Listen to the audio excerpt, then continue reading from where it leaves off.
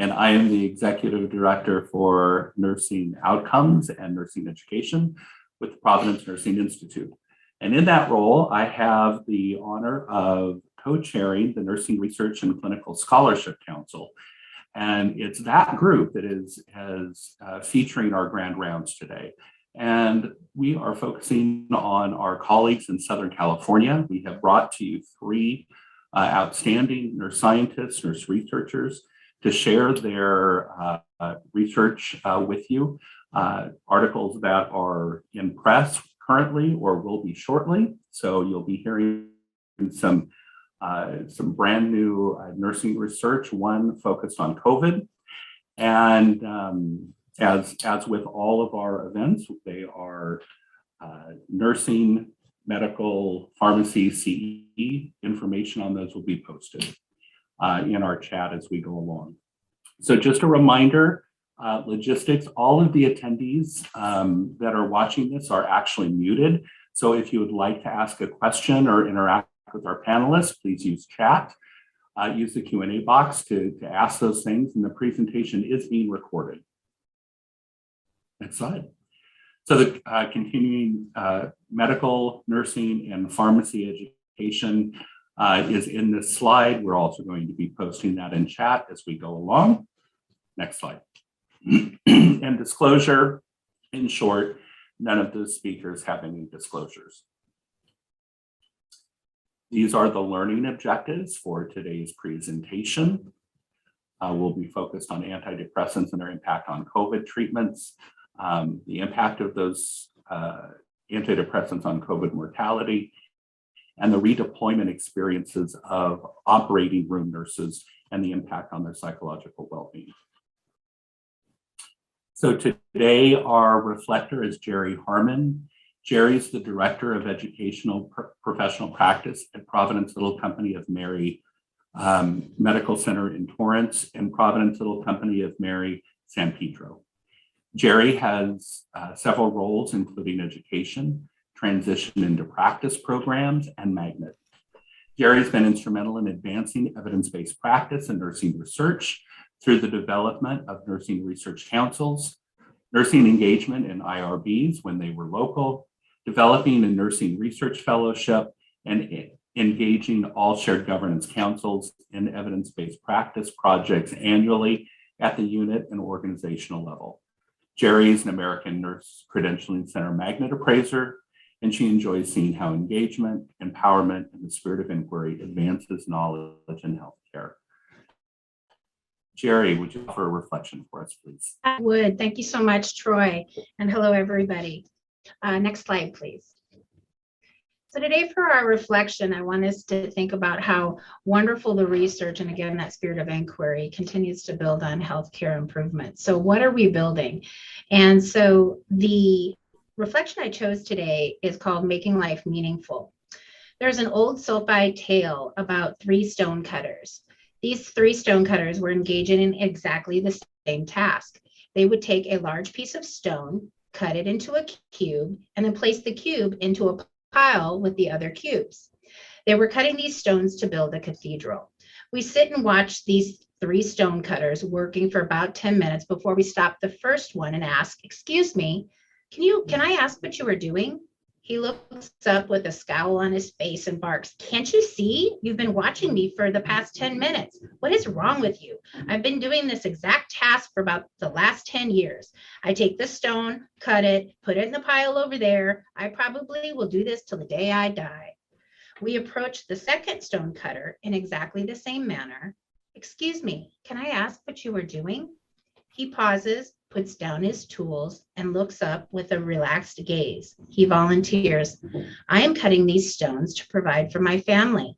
I am able to put good food on the table and keep them safe in our home. When I cut these stones, I know that my family is well taken care of." We approach the third stone cutter in exactly the same manner. Next slide, please. "Excuse me," I ask, "what are you doing?" He looks up with a radiant smile and beaming from ear to ear and says, "I am building a cathedral, a spiritual home, a lighthouse to offer hope in a time of darkness and turmoil. This cathedral will stand for thousands of years. All of my efforts are contributing to this spiritual refuge. So this story highlights the importance of perspective and how we make our life and work meaningful. Today, consider how we train our eyes to see all of those cathedrals rather than just the stones. So to all of you researchers, that is exactly what we're doing, is building cathedrals and building this wonderful, important work to advance healthcare for a better world. Thank you. Thank you so much, Jerry. Really nice. Well, I do have the pleasure of introducing our first presenter. Dr. Sherry Mendelsohn has over 45 years of perinatal nursing experience. She's a clinical nurse specialist and is a board-certified lactation consultant. She completed her PhD in nursing at UCLA in 2007, and she's had several roles at Providence Holy Cross Medical Center, including perinatal clinical nurse specialist, director of nursing research and magnet program, and nursing scientist at both Holy Cross and Providence Southern California region. She has taught as an adjunct instructor and introduced a maternal child course at COC. Additionally, she teaches lactation at California State University, Northridge. And she's the reviewer of the Journal of Obstetric, Gynecologic, and Neonatal Nursing. She serves as president of the Perinatal Advisory Council Board. She has multiple published studies, including her most recent, which she will present to you today. Dr. Mendelsohn. Thank you very much. I'm excited to talk to you about this study today on COVID and antidepressants, officially titled Ongoing Use of SSRIs in the Hospital Course of COVID-19 Patients, a Retrospective Outcome Analysis. Next slide, please. And the background of this study, that really COVID-19 continues to have devastating consequences worldwide, nothing we don't all know. And though vaccinations have helped reduce spread, new strains still pose a threat, as we know this week.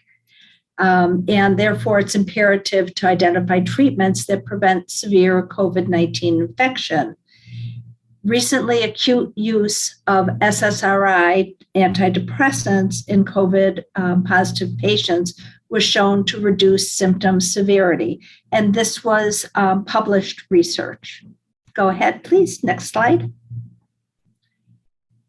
And so, knowing that there were some publications showing that antidepressants were good treatments for COVID potentially, we looked in the literature, and the potential value of selective serotonin reuptake inhibitors, or SSRIs, and also SNRIs, or serotonin norepinephrine reuptake inhibitors, are typically prescribed for anxiety, depression, and obsessive compulsive disorders.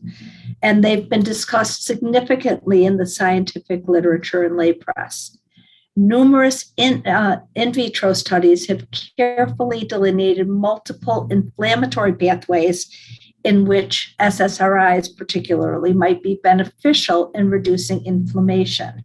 And if you think about what you know about COVID-19, there is a whole aspect of inflammatory markers with it that are of concern for causing severe damage, blood clots, etc., that might cause death. The key role of inflammation in the progression, morbidity, and mortality of COVID has been well documented in the medical literature, and anti-inflammatory effects of SSRIs may underline their possible protective role in COVID-19. Next slide, please. And early in the pandemic, there was a French multi-center retrospective study and it suggested a beneficial role of SSRIs in preventing intubation and death in those patients that were hospitalized for COVID-19. The SSRIs need to be continued within the first 48 hours of hospital admission. Prior use of these drugs in individuals as outpatients before contracting COVID-19 has not been clearly described. And there was also a noteworthy exclusion of many patients because of incomplete medical records. So in the lit review, there were a few weaknesses found in some of the studies. And a key limitation of this ambitious and important review is the sudden inundation of the French healthcare system with large numbers of very sick COVID-19 patients.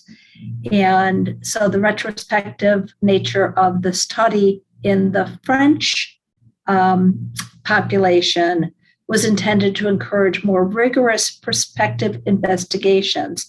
And so just as a point, that many of the studies, just because there are studies that are done, doesn't mean more studies don't need to be done.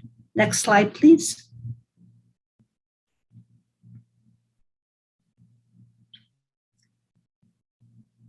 So there have been multiple publications that happened before we initiated our study on SSRIs and COVID-19.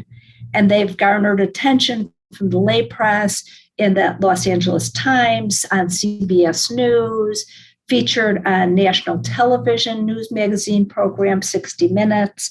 So there was a lot of talk about SSRIs and COVID-19. Just as many of you probably know that there was a lot of talk about COVID-19 and Plaquenil. The importance of exploring the role of SSRIs in COVID was noted by Nature by a co-author of this paper, Stephen Rauschman. And with the presence of effective vaccines, conducting a large prospective clinical trial of therapeutics really loses feasibility. If you have vaccines, you're not going to do a study where you're not giving something to patients that may be or has been found to be beneficial. And simply stated, those fortunate populations cease being a control or treatment group available for potential therapeutic drugs. Yet the need for effective therapeutics to prevent suffering and death among a significant part of the world population remains. Vaccines will not reach many less advantaged nations in time, and with new strains, breakthrough cases may emerge in vaccinated populations. Next slide, please. So the purpose and aim for our study. Recently, acute use of SSRI antidepressants in COVID-positive patients was shown to reduce symptom severity. The aim of this retrospective observational study was to determine whether COVID-positive patients already on SSRIs upon hospital admission had reduced chance of admission to ICU or mortality compared to COVID-positive patients not on chronic SSRI treatments. Next slide, please. So our method, Providence IRB approved this research study. We also got approval from the chief medical officers from each of the 6 medical centers within Providence that we collected data from. And because part of the study team were outside of the Providence system, we obtained a data sharing agreement so that we would send de-identified data still, but we had a data sharing agreement to make everything as legal as possible. The target population included adult patients admitted with a diagnosis of COVID-19 who were on SSRIs or SNRIs. Prospective chart review of adult patients admitted with COVID-19 was gathered from 6 Providence, Southern California ministry from March 2020 to March of 2021. And we looked at SSRI or SNRI use and which one, age of the patient, gender of the patient, race of the patient, and mortality. Next slide, please. The analysis was done using R 3.6.2 from our core team 2021. A logistic regression model was run using this software with mortality as the outcome and SSRI status as the exposure. An adjusted logistic regression model was run to account for age category, gender, and race. Logistic regression in our programming, we looked at classification algorithm to find the probability of event success and event failure. And it's used when the dependent variable or outcome variable is binary, in this case, yes or no. So they lived or they died. Next slide, please.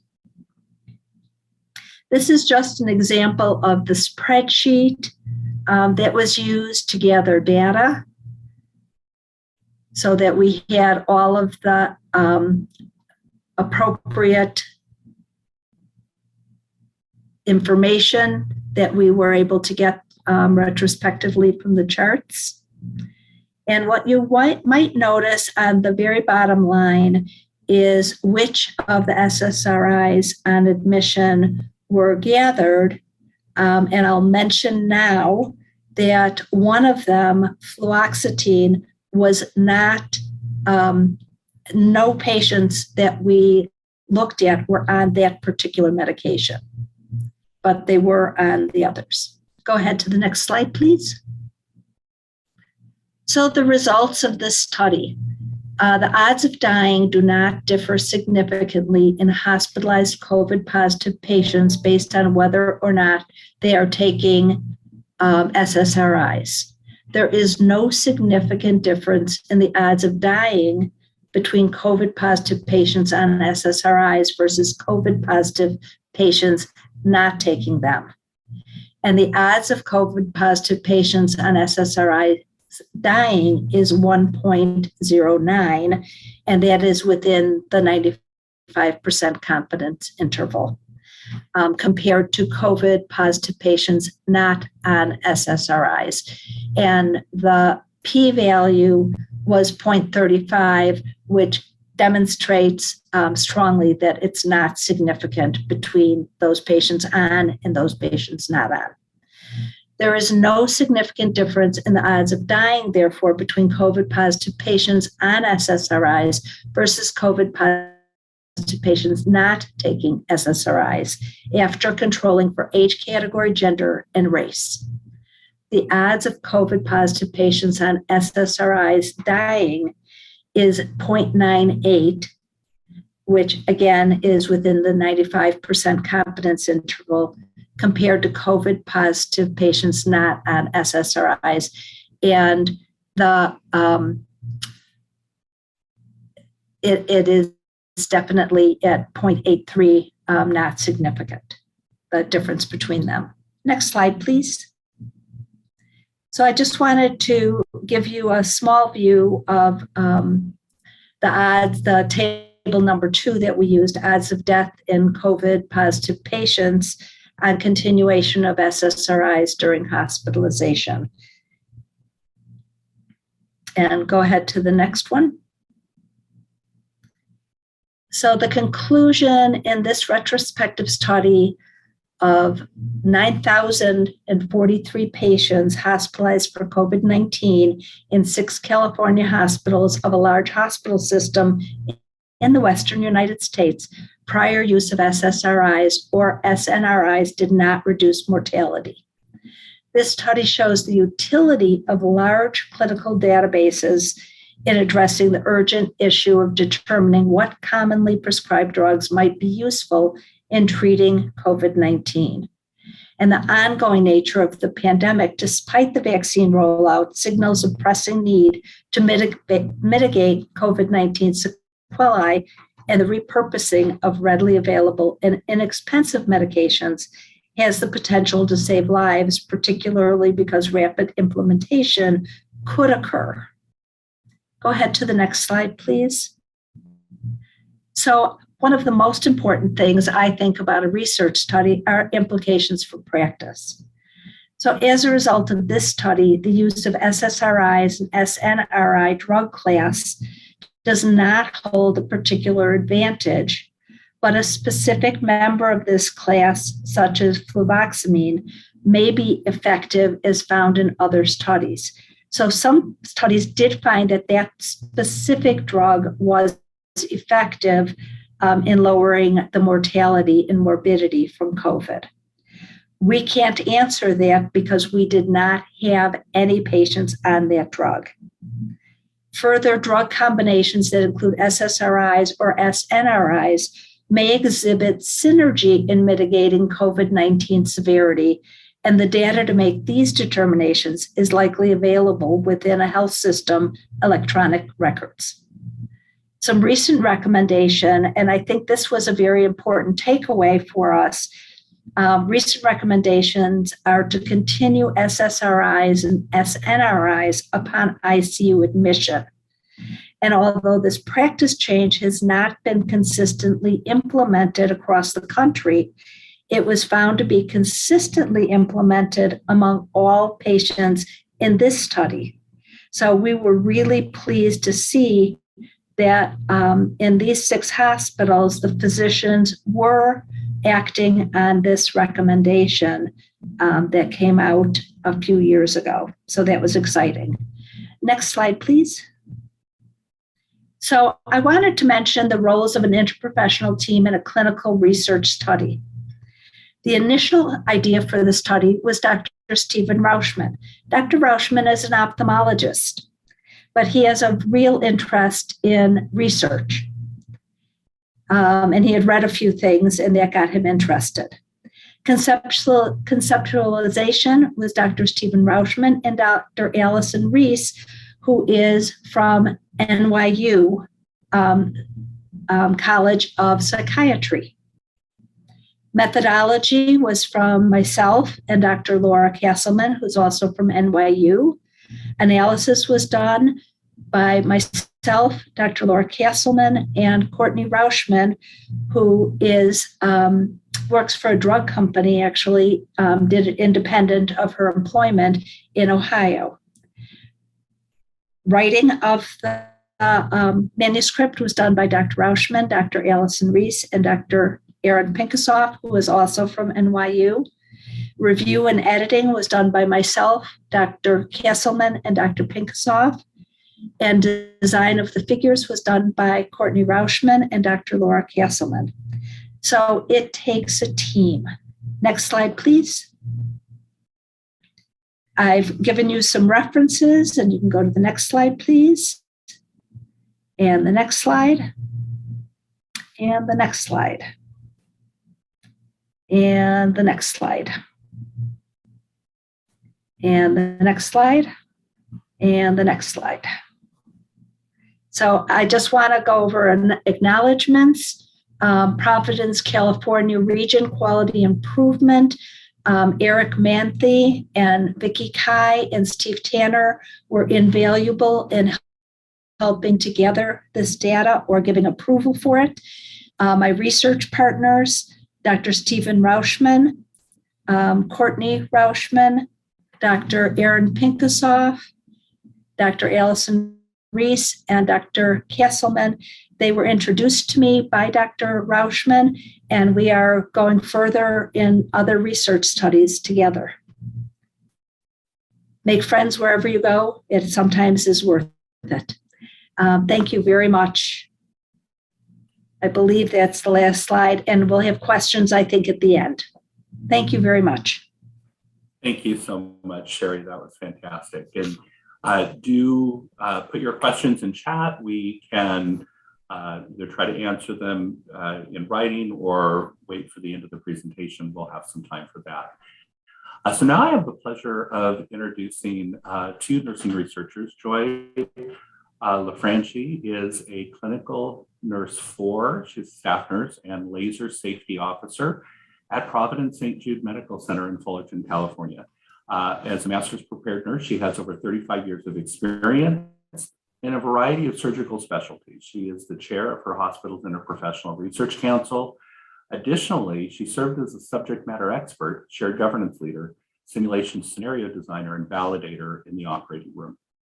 She has 3 ongoing research studies where she is the PI or co-PI, and she has published and presented at multiple professional conferences and was honored with the Daisy Award in 2013 and the Values in Action Award for Excellence at St. Jude Medical Center in 2017. She's going to be presenting with Trisha Saul.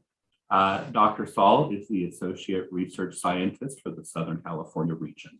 She graduated with her PhD in nursing from the University of California, Irvine in 2020. She's been a nurse for 17 years in a variety of medical, surgical, telemetry, and oncology settings. She's been with Providence since 2013, and for the past 5 years, she's been coordinating, managing, and implementing nursing evidence-based practice and research. Her current area of research is nurse health and well-being. Dr. Saul's strengths include structural development to increase evidence-based practice and research within hospital-based nurses, and working directly with nurses to implement EDP and research. Thank you so much for presenting. The stage is yours. Thank you.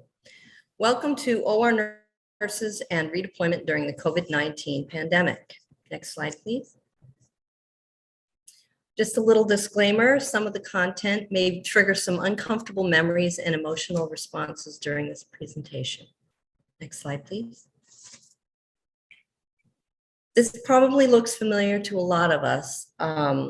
We did this study because we were noticing during the pandemic that, which is still ongoing, of course, that some of our redeployed nurses were having difficulty coming to work. They were crying in the car on the way to work and then again on the way home. And it seems that they were having a very difficult time dealing with the situation. So the question arose, what is the problem? Is it something that's going on here at St. Jude, or was it a national problem? Is this a common problem? So I react to things a little differently. I decided to do a research project on this. Next slide, please. So as we know, during the COVID-19 pandemic, OR nurses were redeployed to patient care uses in times of maximum surge capacity where there were COVID-19 patients. OR nurses are highly specialized. Our skill set's a little different, but we were expected to function in traditional patient care roles where our self-assessed competencies vary based on our experience and training. The COVID-19 redeployment experience of many OR nurses could be compared to transitioning from an expert nurse to a novice under some very difficult situations and circumstances. The OR nurse's expertise is focused on very short-term, intense encounters which involve such acute issues as sterility in highly invasive procedures, PPE use, which did come in handy, technology, safe anatomical positioning, hemodynamics, anesthetic effects and interactions, difficult airways in terms of planning and management in a very collaborative environment. Many of these skills were difficult to translate into a more traditional patient care setting. Next slide, please. A brief literature review showed that there wasn't a lot out there talking about OR nurses in particular, but a study of grad nurses found an association linking negative experiences with perceived mismatch between levels of support and increased clinical demands. Also, a systematic review of the literature investigating potential risk and resilience factors for the development of PTSD symptoms in healthcare workers in previous and present coronavirus and other epidemics found several risk factors and resilience factors. The identified risk factors in the systematic review included age. We found that middle age and younger nurses suffer from more mental health issues and depression, respectively. Family ties, less depression was seen in married healthcare workers, but they had more anxiety, perhaps from fear of bringing the illness home. Education levels, higher education showed fewer psychological effects in that literature study. Occupational role, direct care was associated with higher psychological effects. Level of experience, past medical history, whether or not the healthcare worker had family members who were ill with the epidemic causing disease, the stigma of healthcare workers in public, and coping styles were also contributors to higher levels of anxiety, depression, and PTSD symptoms. The literature review revealed that there are no studies to date that specifically addressed OR nurses or other specialty nurses during the COVID-19 pandemic. Next slide, please. So these are the aims of our studies. We were trying to understand the impact of redeployment and reassignment experiences of OR nurses during the pandemic to their psychological well-being and explore those differences in psychological well-being outcomes among OR nurses who were redeployed versus those who were not. Next slide, please. So for our methods, this is currently an ongoing study. This is a national longitudinal study, and we'll be reporting off time point 1, which we collected data from March to May 2021, and time point 2, which was from September to November. And we're currently collecting data in time point 3. So hopefully later on this year, we'll have that. Our inclusion criteria included self-identified OR nurses working in the US or US territories that read and understand English and who are greater than 18 years of age. For our recruitment strategy, we worked with the Association of Perioperative Nurses, and we used a distribution list that went out to 5,000 nurses. We also used word of mouth. When a nurse received the invitation to participate via email, it had the study information sheet, the purpose, inclusion criteria, and a survey link with consent. Once they clicked on that, then they were able to click on the informed consent and consent into the study. And next slide, please.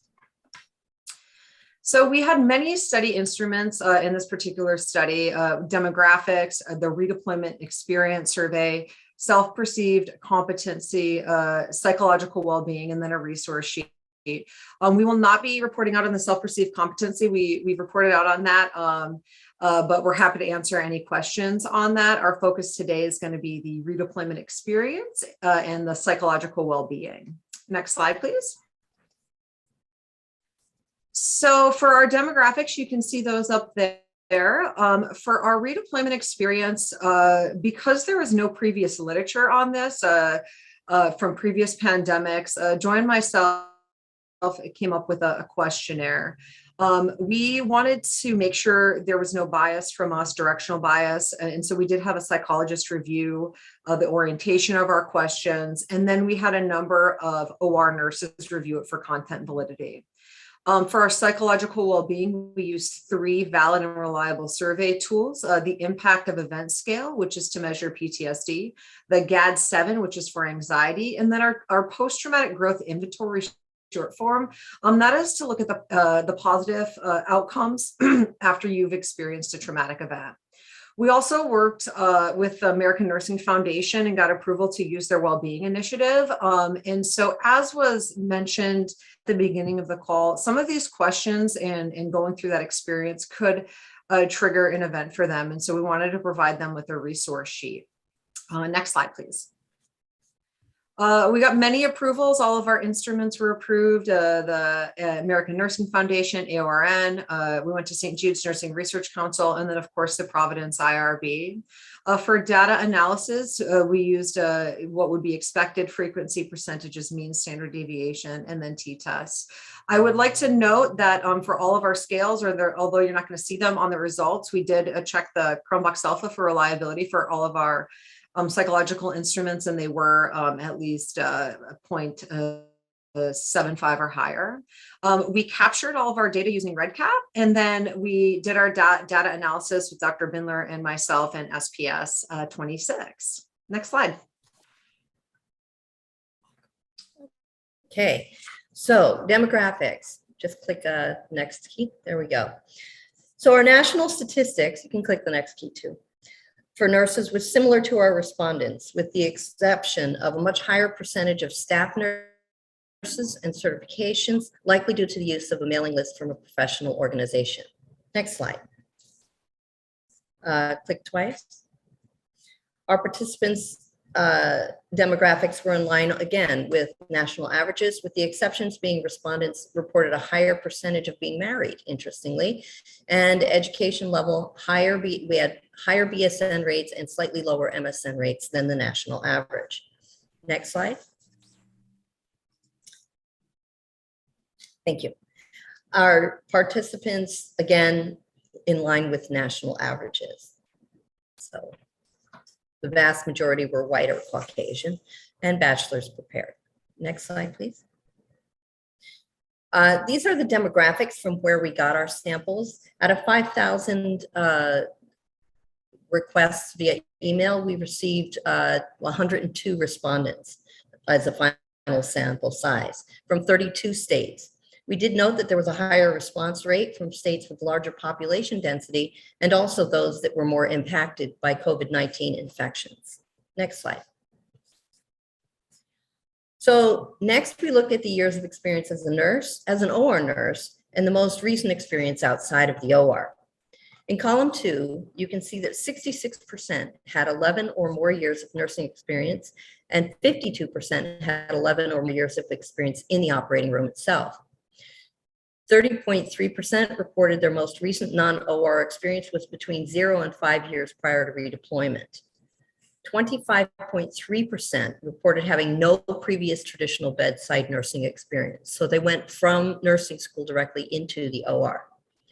Of those with previous non-OR experience, 36.3% had worked on med-surg and 18.6% had worked in ICU. Next slide. Redeployment. 97% reported that elective surgeries had been canceled, either by federal, state, or local governments, or by their own facility. There were 2% who were not sure who canceled it, but they were canceled. 47.3% of those who volunteered, or 47.3% of those redeployed had actually volunteered for this, which is remarkable considering 25% had no previous experience outside of the OR. When they were redeployed, OR nurses were sent to a wide variety of settings, as you can see on this slide.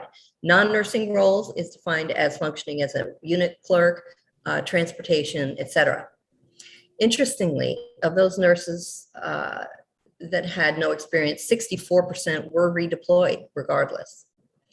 44% went to COVID med-surg, 24% non-COVID med-surg, and 32% ended up in the COVID ICU. Next slide, please.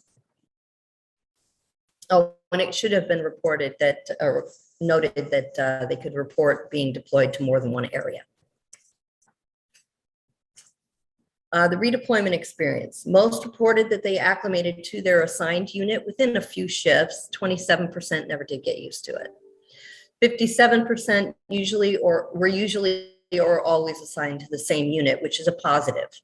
27% took independent patient assignments, and almost 42% were co-assigned or precepted. Next slide, please. Interestingly, the reactions from the nurses where they were redeployed to had a lot to do with how they felt. 48.6 or nearly 49% usually or always felt that they contributed meaningfully to the care. But 19% rarely or never felt that they contributed meaningfully to the care. As you can see, the rest of the percentages, voice is defined as the ability to advocate for and participate in making appropriate decisions. In this case, the decision of where and how best to utilize their skill set to care for patients in the pandemic was part of that voice. 50% often had concerns about practicing outside of their scope, which gave us pause. Next slide, please.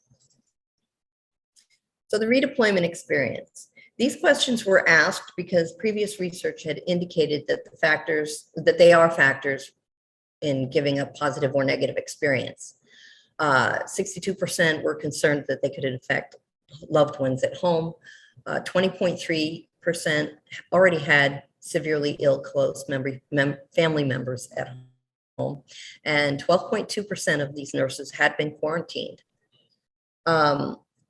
37.8 and 40 had a overall positive experience. 43% did not have a positive experience. coming through this event.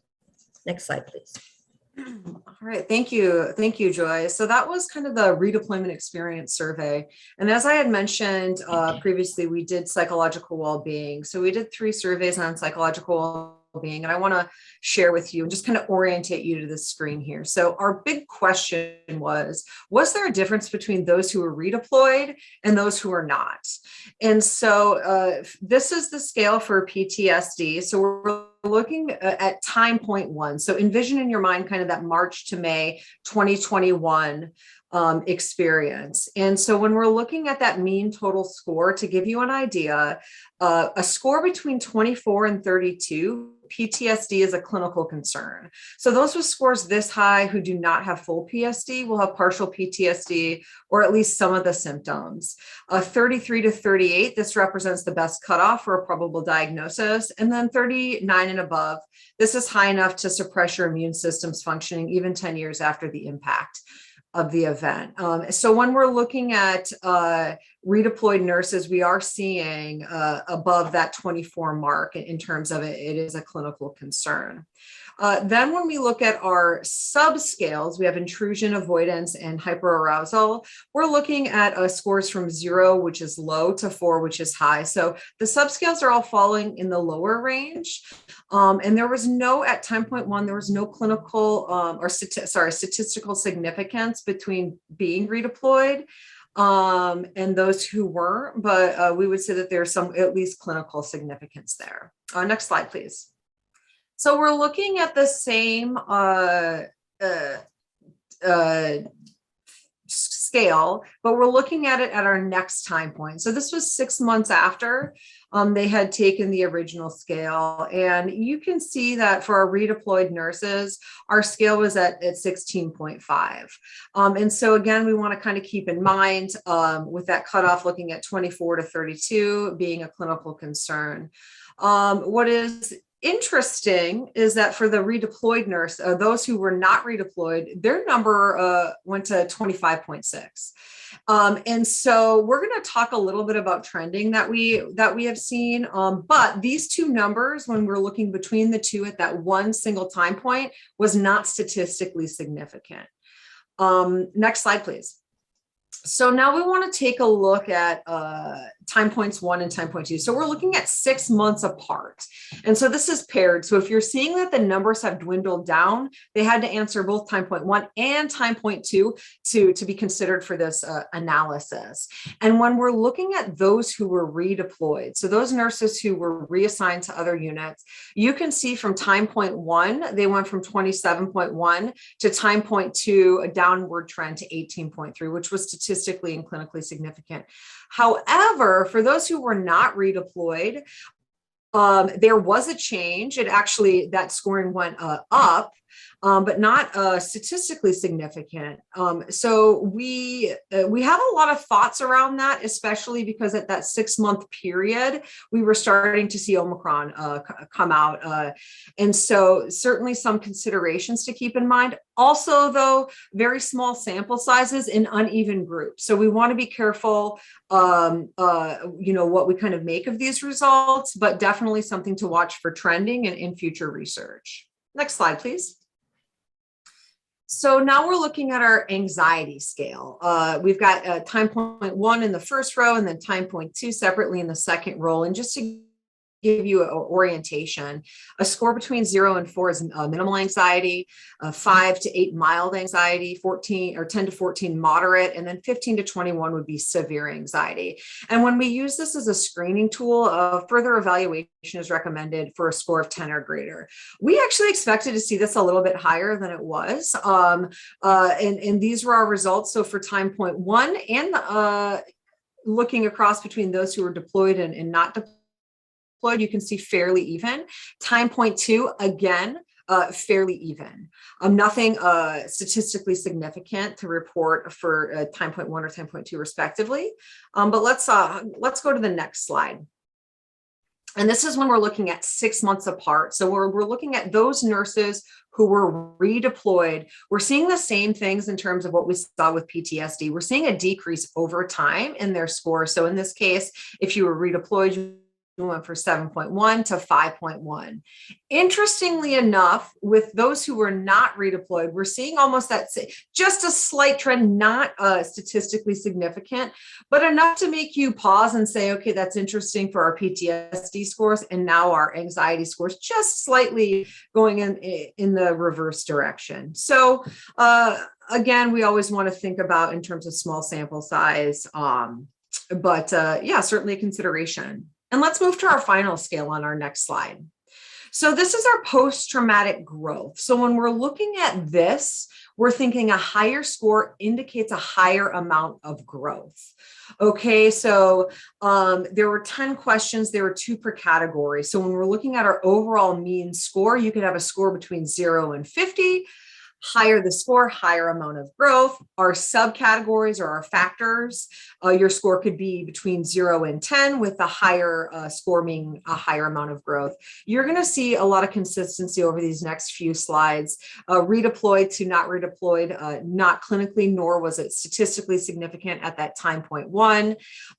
With our highest factor, appreciation for life, or appreciation for life, which is that bottom one at a score of about 7. For both groups. Next slide. So again, this is our time point 2, comparing redeployed to those who were not. Again, we're still seeing that mean score around 30, with no statistical significance between subgroups or overall groups. Next slide, please. And then finally, we're looking at our paired t-tests, are 6 months apart. And what you can't see on the slide is our those who were redeployed. But we looked at overall, and there was no changes overall. There was no changes between if you were redeployed or if you were not redeployed. And so nothing statistically significant to report out. However, it is important to notice that the appreciation of life still stayed high, was the highest category, even after time. Next slide. So the incidence of PTSD symptoms was not statistically different between redeployed and non-redeployed nurses. There is a finding of mild symptoms of PTSD in both groups, and there's a finding of persistent mild anxiety that's consistent between both groups that decreased over 2 time points. Next slide. Although we saw post-traumatic growth in both groups, non-redeployed nurses reported higher growth scores across all categories and time points, except new possibilities and appreciation of life. Spiritual change decline was interestingly seen in both groups between T1 and T2. Similarities and differences between military and international PTGI, anxiety and PTSD scores in other studies showed that they don't reach the level of combat veterans results. In one study, for example, the baseline impact of event score for PTSD exposed combat personnel was 56.4. When compared to the redeployed OR nurses level of 27.1, although it's concerning, non-redeployed nurses had 17.9, overall median scores of 23.8. It's evident that although they were traumatized, it doesn't reach those levels. Similarly, anxiety diagnosed combat veterans GAD-7 scores were 15.4. Redeployed or deployed nurses mean scores were 7.1. So it was traumatic, but it was not reaching those levels. Implications for practice would be that we found in the literature would be debriefing of redeployed nurses and exercise as a relief for anxiety. Next slide, please. These are our references. I made them really small, so I only have one slide. Next slide, please. We'd like to thank Dr. Ross Spindler for his biostatistical support and Dr. Elizabeth Nielsen for her psychological subject matter support. Thank you. Thank you so much. Great presentation. Actually, 2 great presentations. So I'm looking at the chat. I have not seen any questions come in on the chat. Please do so now if you'd like. Also in the chat, you can find all the information about the CEs for medical, CEs, pharmacy, and nursing. Thank you. On the slide there. Any questions for our nursing researchers?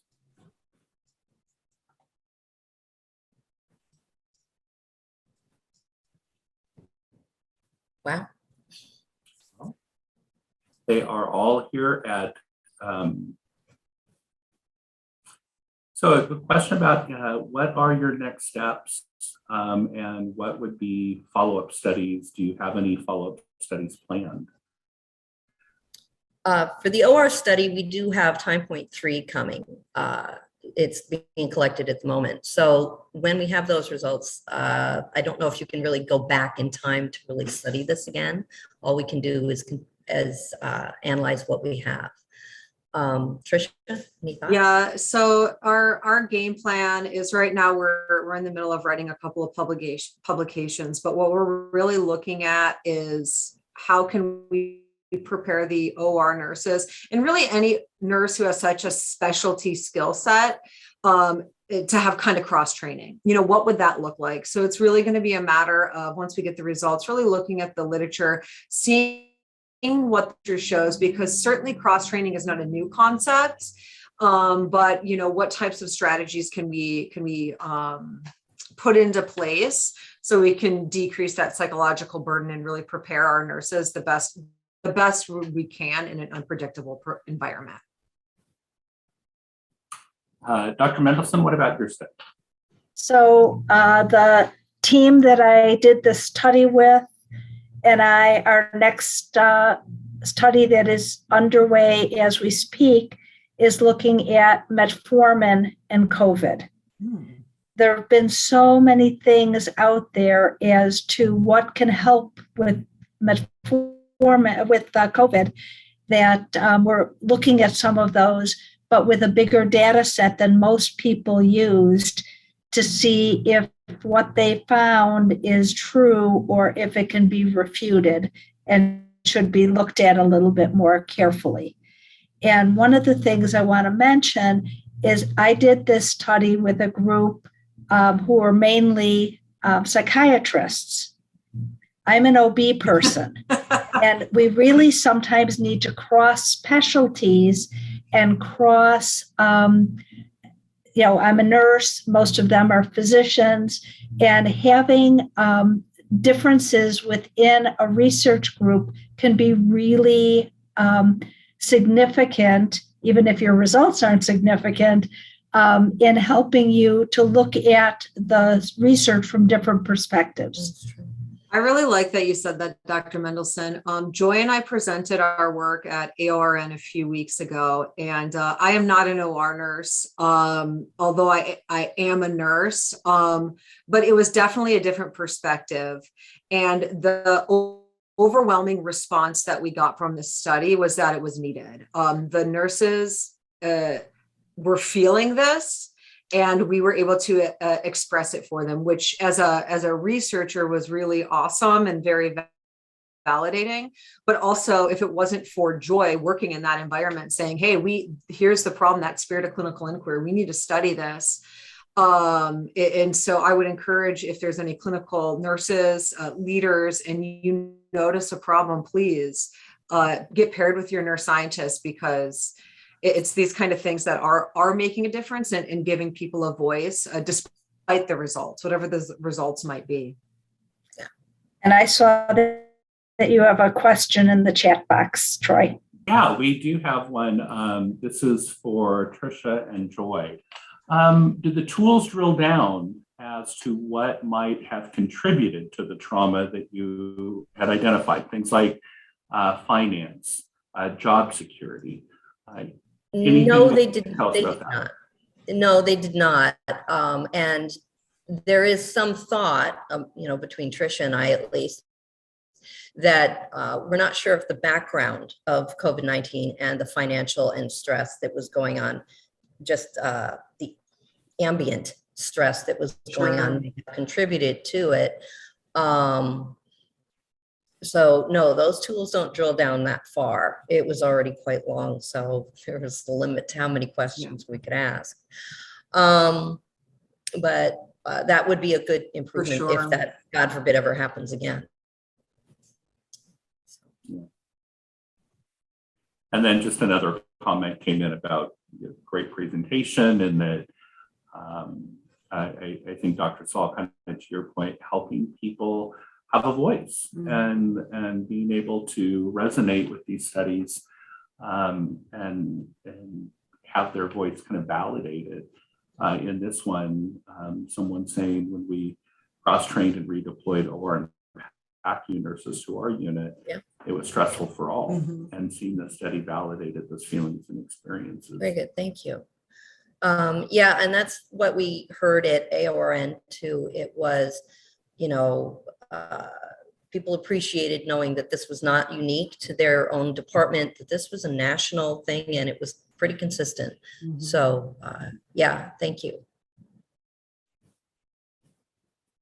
Well, we are at the end of the hour. I want to thank all of our panelists, our nurse researchers, for being here today, and thank you so much to Kathy and Christine for all the behind work, the